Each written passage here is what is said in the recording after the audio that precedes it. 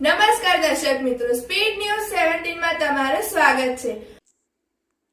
બનાસકાંઠાના થરાદમાં અયોધ્યામાં ભગવાન શ્રી રામની મૂર્તિની પ્રાણ પ્રતિષ્ઠાને લઈને ધામધૂમથી ઉજવણી।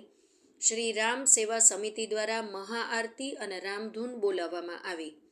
વિધાનસભાના અધ્યક્ષ શંકર ચૌધરી અને પરબત પટેલે રામધૂન બોલાવી કરી મહાઆરતી। થરાદમાં આવેલા શ્રી રામ મંદિરમાં કરવામાં આવી મહાઆરતીનું આયોજન શંકર ચૌધરીએ આપી હાજરી। સમગ્ર થરાદ શહેર રંગાયું છે, રામમય થઈ રહ્યું છે। ભગવાન શ્રી રામની મૂર્તિની પ્રાણ પ્રતિષ્ઠાને લઈને ઉજવણી। થરાદના નવા રામજી મંદિર ખાતે રામધૂન બોલાવી અને વિધાનસભાના અધ્યક્ષ શંકરભાઈ ચૌધરી અને બનાસકાંઠાના સાંસદ પરબતભાઈ પટેલે મહાઆરતી ઉતારી।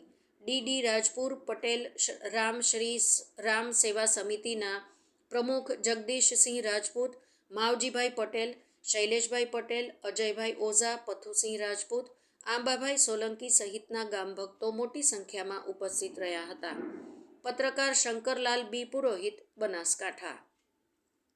આવતીકાલે તારીખ 22ના રોજ પ્રભુ શ્રીરામ નિજ ભવનની અંદર બિરાજમાન થશે। દેશના પ્રધાનમંત્રી મોદી સાહેબના વરદસ્તે આ કાર્યક્રમ થઈ રહ્યો છે અને દુનિયાભરના કરોડો લોકો, રામ ભક્તો, જાણે પોતાના હૃદયની અંદર રામ બિરાજમાન હોય એ જ પ્રમાણનો ભાવ ચારે બાજુ થઈ રહ્યો છે। એક ગામની અંદર એક ઘર સુધી, એ પર્વત વિસ્તાર હોય કે રણ પ્રદેશ હોય, સમુદ્ર કિનારો હોય કે શહેરી વિસ્તાર હોય, બસ જ્યાં જોઈએ તે રામમય છે। આજે હું તો સવારથી જ એક ગામમાં જાઉં છું। દરેક ગામની અંદર જાગરણના કાર્યક્રમો રાખવામાં આવ્યા છે। ગામના સામૂહિક ભોજન આખું ગામ ભેગું થઈને કરે એવા કાર્યક્રમો છે। રામધૂન, સવારે ભક્તિ ફેરી, અદ્ભુત રામમય વાતાવરણ બન્યું છે।